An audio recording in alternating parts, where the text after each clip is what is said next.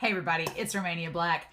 I couldn't wait. I watched episode 21 yesterday because we were snowed in and it was a snow day and I was like, I'll watch episode 21. And then today we're snowed in again so I don't have to work. And so I was like, I can't go anywhere. I'm literally stuck in my house.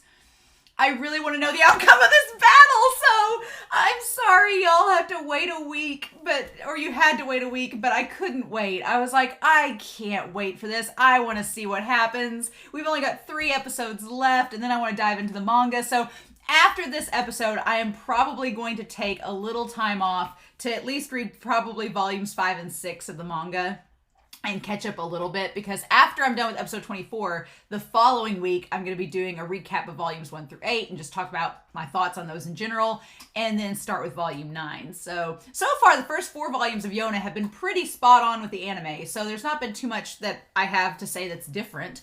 If you've watched the anime, you've pretty much read the manga. But, I mean, there's like little things, like they mentioned Yona's mother has black hair, like little tiny things like that, but not anything like crazy revealing.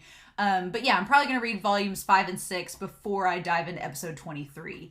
And then after watching episodes 23 and 24, I'll finish up volumes 7 and 8 and then get ready to react to volume 9. So that's my plan anyway, but I couldn't wait. I was like, no, I need to see the outcome of this, because the last episode, Yona getting that firework lit, but they're coming after her with swords, and Yoon's on the ground, and Cena saw it, and so it's only a matter of time before Hawk and Jayhawk probably come over there, but what do we do? So there's a lot of tension, and I just want resolution. I just want to see how is this all going to go down. Is Kumji going to... I'm not going to be surprised if Kumji dies in this, to be honest. This series...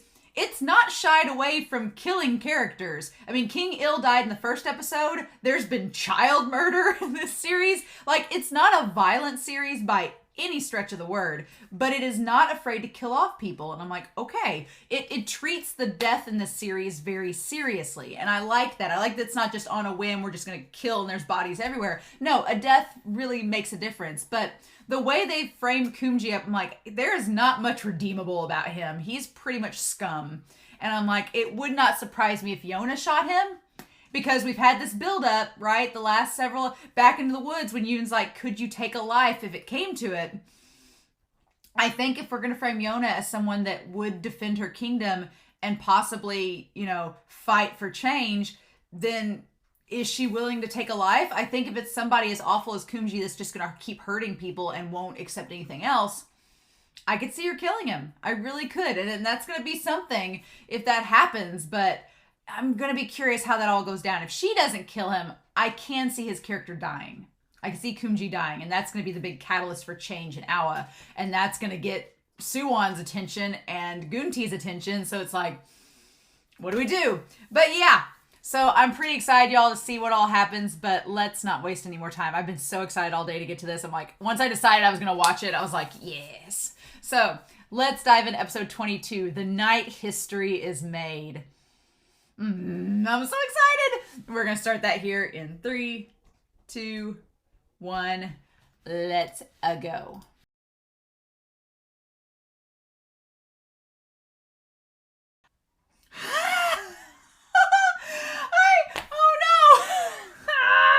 I said I was going to wait until I read volumes 5 and 6 before watching episode 23. And I probably still will, because, oh no, because here's the thing, here's the thing. The crazy thing is, looking back at episode 1, we have 2 episodes left. Looking back at episode 1, Yona is on her way to, she gets away from Suwon. She gets away from him at some point, because otherwise we wouldn't have the beginning of the entire episode, because at the beginning of the entire series in episode 1, we see Yona with all 4 dragons and they're fighting against somebody. So, and I don't see Suwon like welcoming her back to the fold and being like, yeah, you and Hawk can come back with all the dragons and just help us maintain this orderly peace and everything in the kingdom. I don't see that happening. So she gets away from him, but how? What are they going to talk about? Like, my stomach is so unnerved, because I'm like, no, he's the last person. She just had this victory against him. She just killed Kumji. She just took a man's life. Oh my God. And you're going to show up now? I see now why a lot of you said that in the manga, and I've not got to that point yet, I'm assuming I will when I read the rest of the volumes leading up to the end of the series. I get now why they said Suwon's episodes happened after the Green Dragons met, because yeah, you have this victory against Kumji. It makes sense now. You would have the victory against Kumji, and at the very end of this episode, when Yona's walking by herself, and it's the day after, you would have sandwiched in between what is currently episode 22, and between that and 23, you would have episodes 15 and 16, and then Yona running into Suwon. But I like how they did it here, but oh my god, I thought, when she was by herself walking, I was thinking, okay, one, where's Hawk? Unless she just snuck off by herself. I kept thinking she was going to run into Hawk, and they were going to have like a moment in the aftermath of all this, which if Hawk finds out she's with Suwon, God, there's so much. I'm like, no.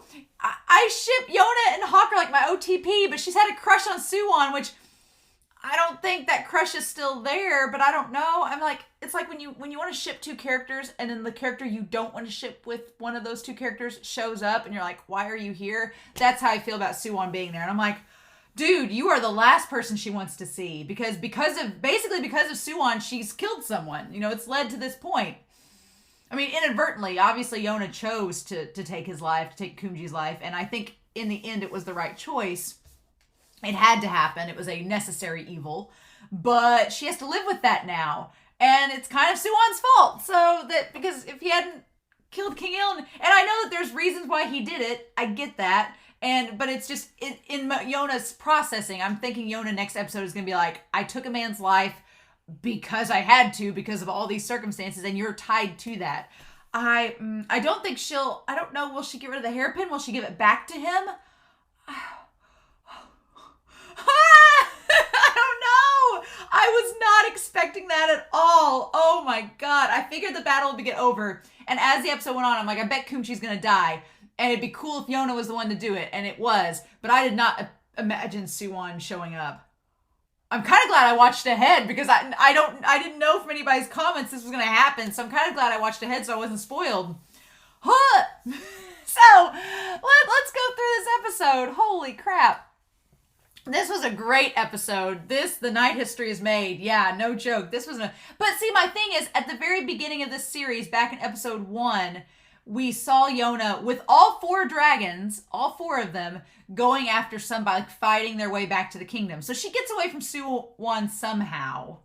Now, whether Suwon lets her go or not, that's going to be interesting, whether he lets her go or not. Or if he tries, what is he going to try to do? I don't think Suwon would try to kill her in the moment. Would he try to, I don't know if he'll let her go, or what will happen? I don't know. Oh my god, but yeah. And then if they have a conversation, what's that gonna be like? Holy cow, like, way to bring this into your final couple episodes of the series. Yeah, and I'm rewatching the episode, but back in the OP, it's been that way since OP, the first OP, him and her together, and him like with his hand behind her head. There was a part of me that wondered if they would like reunite before the end of this series. Apparently they do. Apparently they do.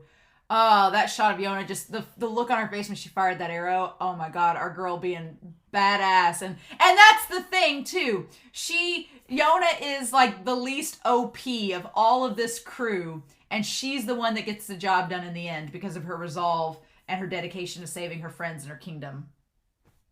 Like, you don't have to have dragon powers to be able to take down a giant evil tyrant. And maybe that's why King Il never wanted her to handle a weapon. I don't know. I'm starting to get the impression that King Il did not want her to handle a weapon because he knew the power of the red hair. He knew it's tied to the original red dragon and that it had properties. We're going to talk about that. And he was like, my daughter does not need to wield a weapon because otherwise she's going to be in danger. She's going to be a danger to other people. Like, she is going to cause trouble if she wields a weapon, because there's that, when Kumji said there's like a bloodlust, I was like, ooh, yeah, because you fired an arrow at Jeha. Like, I was genuinely nervous for a second that he was really going to injure him. And he does, but... So, here's the thing. Yoon, we were rewatching this episode, Yoon slips up and says her name. Now, granted, the other pirates, they either don't seem like they pay attention to that moment, or they don't know who Yoon's talking about, but Yoon did admit that it was Yona. And the moment he said that, the one guy looked back and I was like, is he gonna blab to Kumji? But he didn't. So I guess he just didn't know what it meant. And then of course Jaeha shows up, just roundhouse kicking everybody, falling with style, and just being, man, our boys, they've got to be exhausted. And then we had like a One Piece style party at the end. But yeah, that was pretty cool. He's like, you actually did it. And then, yeah, our dragons all start fighting. And they don't really kill anybody. Except for a second, I was like, did Sina like slice some people down? I feel like Sina sliced some people unless he was just injuring them to get them down. Maybe that was the case. I was just like, Sina maybe didn't get the memo. But that line when Jaeha is like, I'm not virtuous enough to go easy on the men who hurt her. So that, you could argue it's tied to the dragon's blood, but I think that's tied more to Jaeha's character in general. He's like, nobody hurts a lady. It's very Sanji-like from One Piece. You don't hurt a lady. And Jaeha, his face in the shadows, looking quite grim. He's like, you hurt a lady. I'm not going to forgive that. And he has like the canines, like he looks like a dragon in that moment. Mm-hmm. And they all come at him anyway. And he's like, and his eyes being that purple color. I love it. And I just love the twist of his foot. Like the choreography in this is so good. Just, oh my God. Yeah, yes, please. Him just kicking them all away. And honestly, these dragons and them, like the stamina of our boy Hawk and everybody just fighting their way through everything. These like 4 guys taking on 4 fleets worth of pirates. I felt bad for Yoon this episode because Yoon's like, I'm weak. I'm not strong. I couldn't protect Yona. And I'm like, dude, Yoon, you pulled your weight in this. Like you saved everybody. Like you definitely had a hand in all of this. And I hate that Yoon doubts himself. I'm like, dude, you totally did what needed to be done. Like, you totally pulled your weight in all of this. So, I hate that Yoon feels bad, but he did get the snot beat out of him. And I love Yoon hugging him and saying that she's glad that he's alive. And then both, like, crying and being just total messes. Like, they went through a lot last episode. And I love that this show, like, the genuine emotion and caring all these characters have. And that's another thing. Yona's completely changed from the start of the series. She has Yoon. She has 3 of those dragons. She has Hawk. Like she's suffered and gone through so much. I cannot imagine her just willingly going back with Suwon. She's probably be shell-shocked because she's like, shit, here's this guy that killed my dad and their men have been after us this whole time. Yeah, she's going to be shocked, but oh my God.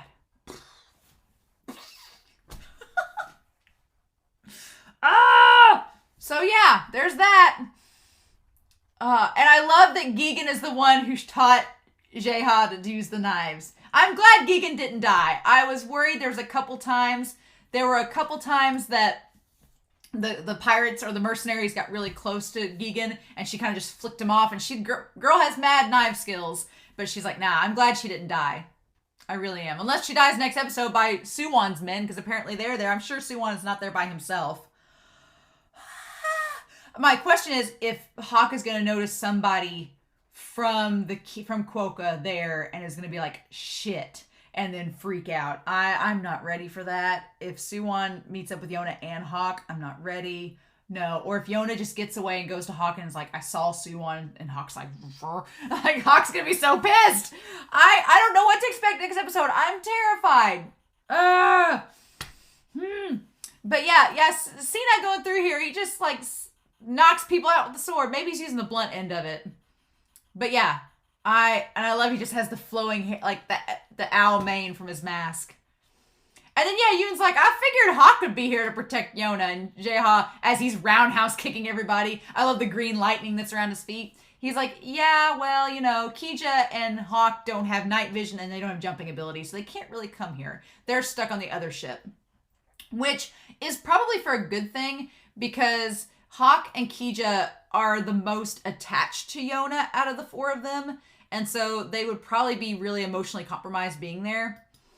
So it's probably good that Sheena and Jaeha went, because they can leave Yona to her own devices, not worry about her. Hawk and Kija would be totally worried about her the whole time. Mm-hmm. And if they saw her and Yoon injured, they'd probably like get super mad and actually might kill somebody not meaning to. I don't know. But they say, I'm sure those 2 would jump here if they could.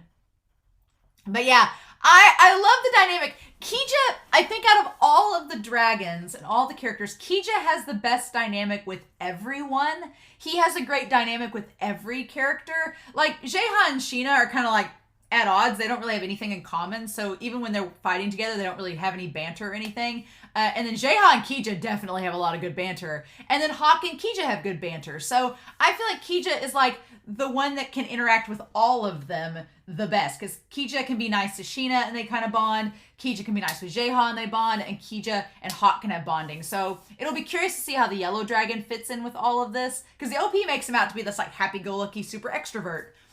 But I don't know. That might be a red herring. It's interesting. But yeah, White Snake, what are you slowing down for? And then yeah, Hawk and Kija just both realizing that they're getting tired. Yeah, not being able to kill them is a pain. So yeah, that's the thing. They knock them down, but then they keep getting back up to fight them. So because they're not killing them, it's just like fighting a wave of zombies over and over again. And I like that Kija calling the glaive that Hawk has brutish. I'm like, dude, you have a giant dragon claw. It's just funny that he says that. I'm like, really? Really? And then yeah, the fact that Hawk is able to keep up with Kija and the others, and he's human. For all we know, he is of mortal descent. That's kind of crazy. Hawk is a force of nature. He's just insane. But we love him. And then I love Gigan just being like, she's such a badass. I love Gigan. Just whipping them knives around. And so, yeah, I like that we get the pirates helping out. It's great. They're helping out Jeha. They're helping everything. They're getting involved. It's nice to see. I'm glad that some of the pirates didn't die. That was great. I was afraid that a bunch of them were going to get killed.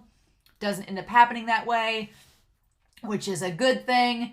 But yeah, I love that Yoon saying that he's powerless and has no, say in all this. He's the one that figures out where Kumji is. I'm like, Yoon, you are a genius. You're really resourceful. You're great. He figures out that Kumji's on the ship with the most mercenaries, which makes sense. You'd want all the bodyguards you can get, right? And it also says something for Kumji's character, too. The fact that he had all the mercenaries on his ship, but not the mercenaries on the merchandise's ship, shows you how much he doesn't care. Like, at the end of the day, and he says that as he's, like, trying to swim away, he's like, well, if I lose the merchandise, I'll just get more. If I lose the mercenaries, I'll just buy more. Like, he just doesn't care. This is nothing to him. And at that point, I was like, when he started to row ashore, I'm like, he's got to die. Otherwise, the cycle's just going to keep going. And Yona's the one to do it. Yona fires the shot. She's like, I took this mission on. I'm going to finish it. But, oh my gosh. But yeah, they figure out what ship he's on.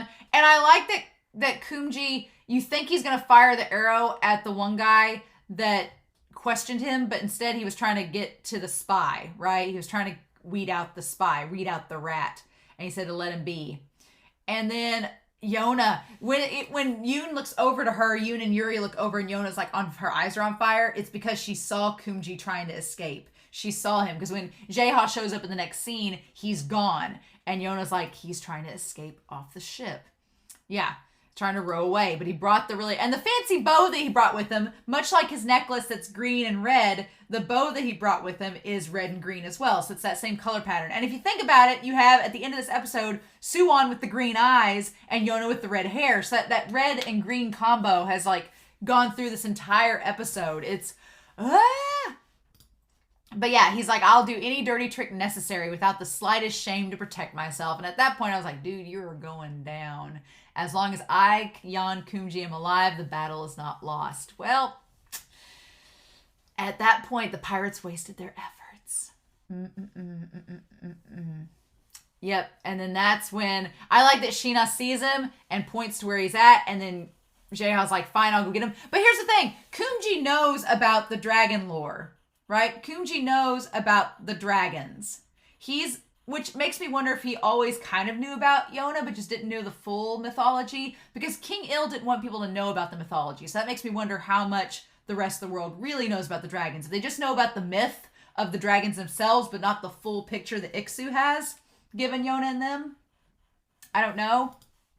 But When J-Hao is like, abandoning your subordinates fleeing is hardly beautiful. He reminds me so much of Ray from Free in this, where he's like, it's not beautiful, and like brings his glasses up. Like, J-Hao reminds me of Ray just a little bit, in that he wants everything to be beautiful. Like, if he wasn't a dragon, a butterfly would be his motif, right? Mm-hmm. But yeah, he flies up, and that's when Kumji notes the flying dragon, and he wants to shoot him. And it's very like tied to the mythological fairy tales, where he's like, I'm going to shoot the dragon out of the sky. And that's what he does with the arrow.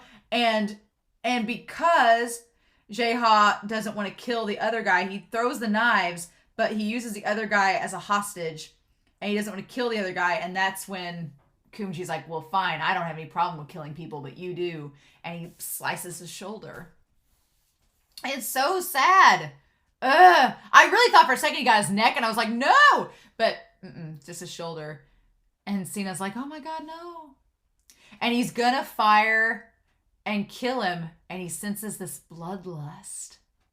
And he's like, where's it from? Who? And that's what I'm talking about. Yona has a power to her. She's activated this power within her and the red hair, that she can just look at somebody and intimidate them and make them back down. And it's funny, it kind of is like, it's tied a little bit to Sheena, but not quite. But it's that ability, we saw it happen with the Fire Tribe. Was it Juntae? It's been so long since we've seen him. But the Fire Tribe leader's son, when she like looked at him, he got intimidated and like collapsed and nearly like fell to his death chasing after her. Like, he was just magnetized to her. And Kumji experiences the same thing, but he not only gets magnetized to her presence, but then she like repels him. Like, she draws his attention, and he's like, oh, I can't do anything. It's almost like she paralyzes him with fear from that bloodlust that she has. And that shot, when he looks over and sees the red hair coming from the ship, like fire, like all the ship's on fire, and you see the red hair, and it's almost like embers and ashes like bursting from it, the red sparkles. Oh, it's so good. It's so good. I'm rewatching it now, and she's got the arrow pulled back. And he's like, why am I so afraid? It's just a little girl. But her face, she's like, how dare you fire at my dragons? How dare you fire at my friends? It's like, like, that's the breaking point. She's like, you can threaten me, but don't you threaten my friends. And he says, long ago. And he goes back to seeing her at Hiryu Castle and realizing that it was indeed her. And I love when she's on the bow of the ship, like with the arrow, and she doesn't look, in that moment she looks fiery, but as she's letting off the arrow, she looks sad, like, I've got to do this. You've left me no choice. And her letting go of that arrow, and he can't move. He's just stunned. And I love that we get everybody's reaction, and it looks like a panel out of the manga. It's in black and white. I feel like this is exactly like the manga, because you have Yoon watching with the girls, you have Sheena watching, you have the pirates watching, you have J-Ha watching from the waters, and then you have the arrow hitting Kumji in the heart. Like, just right in the heart. Just instant KO. And then it fades back to color. It's so good. It's so good. And then there's just Yona standing there, like dress flowing, being like, I had to do this. And thinking of her dad dying and being like, And it's almost like in that moment, she's thinking, I had to do this. I didn't have a choice. And so I'm wondering if in that moment she's connecting. I wonder if in that moment, if she connects to Suwon too, realizing that maybe when she took this man's life, when she took Kumji's life, she's thinking, okay, I had to take Kumji's life to save Awa. I wonder if in the back of her head, she's thinking there's that parallel of maybe Suwon had to kill my father to save the kingdom in his eyes, just like I feel I had to kill Kumji to save Awa in my eyes. Like, is she making that connection? I guess we'll find out next episode if she's making that connection. I'm still so floored by that. I'm still so floored. And then she says father, like she's thinking of her dad in that moment. And then the dawn breaks and all of them looking, and we finally see Hawk and Kija, who are not over there with her, so they're probably like, what the heck just happened? And Hawk, like, his eyes glimmering in the dawn. Oh, your girl did it. She did it. She saved everybody. Because, yeah, if she hadn't have killed him, he would have gone back and just restarted the whole process. Wouldn't have changed anything. Like, he was not remorseful at all wasn't seeking any retribution. No. I just love that she's like, I had to do it. I did what I had to do. And then, yeah, they're all tired. They're like, Kumji took an arrow and fell into the ocean. And Gigan's like, it's what we had to do. So dawn's broken. It's the start of a new day. So I wonder with Suwon being there, and if he's going to find out about Kumji and then be like, oh shit. I'm curious too why. I'm assuming he's just making the rounds because he was just seeing Gunti and he was in the Earth Kingdom making the rounds, and if this was just like a random stop. But I'm really curious to know what his reaction, if he knows about Kumji yet, or if he connects the dots that it was Yona, or if Yona tells him that she killed him, or if he finds out that she's the one that killed him and she's like, I gotta go, like, sorry, I've committed a crime and I'm against you now, like, there's so much I don't know. Okay. Yep. And then all the pirates are so tired, and when they started yawning, I was like, stop, you're gonna make me yawn. No. But God, it reminds me a lot of One Piece in this moment, because I've read One Piece for years, and they're pirates. One Piece is about pirates. Anytime they have a major victory, I wonder if this is like a Japanese thing, a Japanese manga, if that's the trope, is that they think that anytime you have a pirate and there's a victory, you have to have a giant party afterwards. Because all I could think about was after they won, they're like, we have to have a giant party. And Yoon's like, you're all about to die. He's like, we need to use the alcohol to sterilize your wounds, not make them worse. I just love that Yoon is the only one that is thinking rationally and not on board with this party plan. Everybody else is like, let's do this. But it reminded me of One Piece, like everybody getting reunited, claiming a victory, and then being like, let's just throw a giant party, get us all the booze you can, and we'll just celebrate. And I love that little shot of Yona. She looks so sweet, her and Ao. I love it. And then Key just saying, Princess, I'm glad you're all right. And they're like, you don't have a single scratch on you. And then I love that Hawk and them are like, but you two, you are covered in bruises and have clearly been hurt. And I love the fire in him and Kija's eyes, like, did you guys hurt them? You see like the glaive and the claw. I love it. And Hawk's face is so terrifying. He's like, ah, I love it. And Yona and them were like, Yoon's like, calm down, please. And then Jaeha, you have no chill. None whatsoever. These pirates, these girls, the little guy with the beady eyes, Yuri was like about to like probably ask him out. And then Jaeha's like, hello. And the little beady-eyed pirate is like, how dare you, Jaeha? Quit womanizing and stealing every girl. And then Yuri's like, we didn't do anything. And Yona's like, no, you did. You helped save the town. Like, it wasn't just me. I may have fired the arrow that got Kumji out of the way, but you all contributed to getting us to this point. Like, I love that. And then they're like, how can we ever repay you? And that's when Gigan suggests the party. And Yoon is like, no, we need to treat the injured first. And they just don't listen. And poor Yoon. Oh, poor Yoon. And then, yeah, when they win, pirates drink and party until they collapse. Again, I feel like this is a trope. This is like a manga trope, is that when pirates win, they have to party. It's like that in One Piece. Every victory, there's a massive celebration. So this is just following suit, I guess, with that, along those lines. And I love Yoon's like, it's only morning. Don't you usually party at night? Why are we partying in the morning? And Hawk's like, let's do this. I need something after all that. Don't encourage them. And Kija's like, a party? Why, this brings back memories. Every year on my birthday, we would dance the dragon dance. I'm like, I don't want to see the dragon dance. And the fact that Kija looks so like emotionless when he says it makes me think it's maybe not a good thing. He's like, where's the musicians and the dancers? Where's the posh party at? And Yona's thinking the same thing. And Yoon's just like, please stop. And then, of course, Sheena's just thinking of food. Sheena's like, I just want food. Me and Ao are just kind of hungry. We don't care about the whole party thing. And then Jaeha is like, it's fine, Yoon. They can't help it. Today is special. And I love the lead up where he's like, we won. And so you think he's going to say that the pure and beautiful port of Awa and its lovely young ladies deserve not music to celebrate this day and all of my beauty. He's like, I'll strip.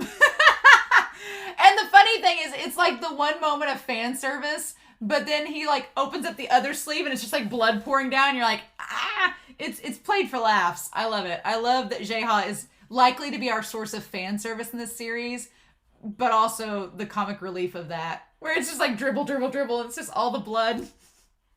It's really good. It's so funny. I love that. And then of course Yoon is like trying to heal him, and he's sitting there all ripped. But then yeah, and then you see like Hawk and them, like they have all the food and they're just celebrating in the port. It's all great. And Hawk and this one dude are like pouring giant like things of sake to drink. And okay, so Hawk and the one guy have the big giant like cups of sake. Oh my god. Sheena has like a tub. Sheena is a heavyweight. Sheena can handle it. Sheena is not intimidated by alcohol. Whereas Keecha has the tiniest little cup and his face is totally bright red and all these girls are surrounding him. So, note to self, Sheena can drink his weight in liquor. Nothing will be a problem. Hawk's pretty normal. Keecha is a lightweight. Keecha cannot handle but a mini cup. Mm-hmm. And then we don't actually see anything with Jaeha. Jaeha's just too busy flirting with the ladies. I love Yona's like, yeah, like we won. And you think that's the end of the episode. It's like, oh, that's so fun. I love that. I want to take a photo of that because it's so cute. It's absolutely adorable. But you know what? The episode's not over. Yona's like, I wonder, she's like walking around the city saying it's quiet. Last night's battle seems far away. So she woke up and went for a walk. So Hawk's probably asleep. Everybody's probably passed out from the party last night. Or, well, it's morning, so they partied in the morning, so they could still be partying and stuff. She just slipped out. Last night's battle seems so far away. And she wonders, she's like, I hope I did something to help this town's people. She did. And then she's asking her father if she's become stronger. And here's the thing. It's like in that moment, asking if she's become stronger, it's like she's going to get tested. This is all a test, right? From beyond the grave, King Il is testing her. And God, we're tying all the way back to the beginning, right? Where Yona couldn't do anything. She was head over heels for Suwon and couldn't do anything on her own. And now she's come so far. And I'm like, girl, I don't even know. What are we going to do? Because that's like the last person she needs to see in this moment she's gained strength is Suwon. And when the music kicked in, like the orchestra and everything. And so she doesn't want to go too far away because she's afraid they'll worry. And that's when she heads back and she runs right into him. Oh my God, I wasn't looking where I was going. And she knows his voice. God, and looking up and seeing them and then just sharing that look. Oh my God. Oh my God. I'm not ready. Oh God.